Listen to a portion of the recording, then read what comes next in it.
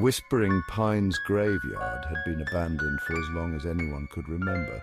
Tucked away at the edge of a forgotten forest, it was a place wrapped in legends of hauntings and mysterious disappearances. The townspeople avoided it religiously, especially after dark. The wind always seemed to whisper through the overgrown trees, carrying the faint sound of distant cries. No one knew if it was just the wind or something far more sinister. Despite the warnings, 4 friends, Liam, Sarah, Ben, and Chloe, were determined to prove that the stories were nothing but urban legends. None of them believed in ghosts. In their minds, the tales of haunted graveyards and restless spirits were just that, stories. It was a chilly autumn night when they arrived at the entrance of Whispering Pines. The iron gates creaked as they pushed them open, the sound echoing eerily through the silent graveyard. The moon was full, casting long shadows over the tombstones. The air was heavy and the wind seemed to whisper through the branches as if warning them to turn back. "This place is creepy, but it's just a graveyard," Liam said, trying to keep his voice steady. "No ghosts, no ghouls, just a bunch of old headstones." Sarah nodded in agreement, though she couldn't shake the uneasy feeling creeping up her spine. "Let's just get this over with." The group ventured deeper into the graveyard, their flashlights casting beams of light that barely seemed to cut through the darkness. At first, everything seemed fine.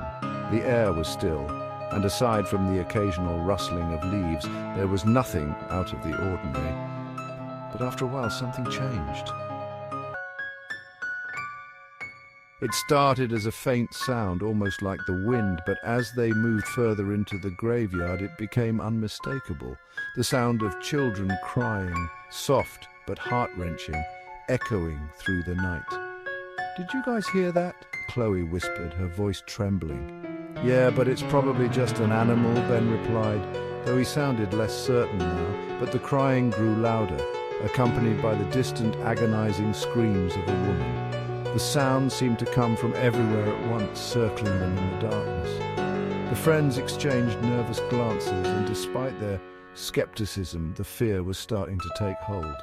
"We should check it out," Liam suggested, his voice faltering. "It's probably just someone messing with us." Reluctantly, they followed the cries, their flashlights shaking as they moved deeper into the graveyard. As they rounded a bend, their lights flickered, revealing a chilling sight. Children, no older than 5 or 6, standing among the graves. Their eyes were pure white, glowing in the moonlight, their faces covered in deep, jagged scars. The children stared silently at the group, their crying now silent, but their mouths still open as if screaming in agony. Sarah gasped, stumbling backward. "We need to get out of here. Now." Panic set in and they turned to run, but as they bolted through the maze of gravestones, something strange happened. They were no longer together. Somehow, in their desperation to escape, they had become separated, each running in a different direction, surrounded by darkness and fear. Liam found himself alone, his flashlight flickering in and out. He called out for his friends, but all he could hear were his own frantic footsteps. Then he heard it, a soft crunch of leaves behind him. He turned and his blood ran cold. Standing in the distance, barely visible in the shadows, was a man.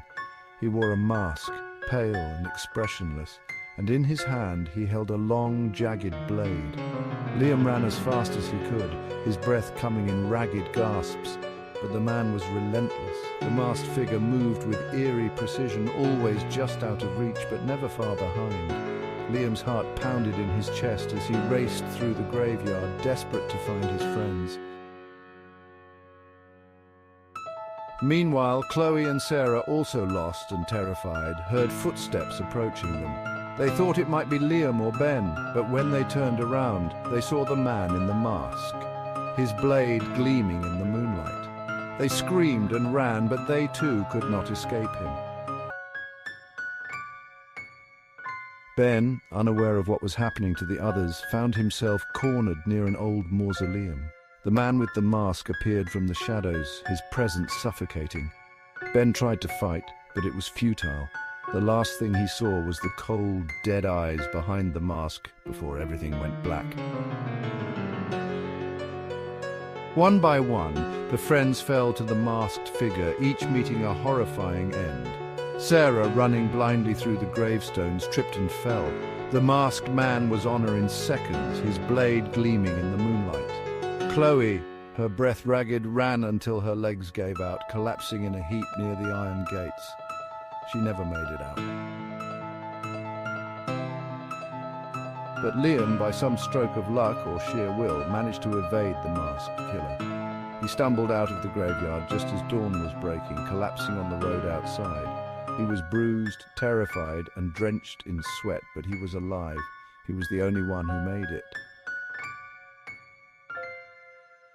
When the authorities arrived, they found no trace of his friends, no bodies, no blood. It was as if they had simply vanished, leaving Liam as the sole witness to the horrors of Whispering Pines. From that day on, the legend of the haunted graveyard grew even darker. People spoke of the children with white eyes and the man with the mask, a spectre who hunted those who dared to enter his domain.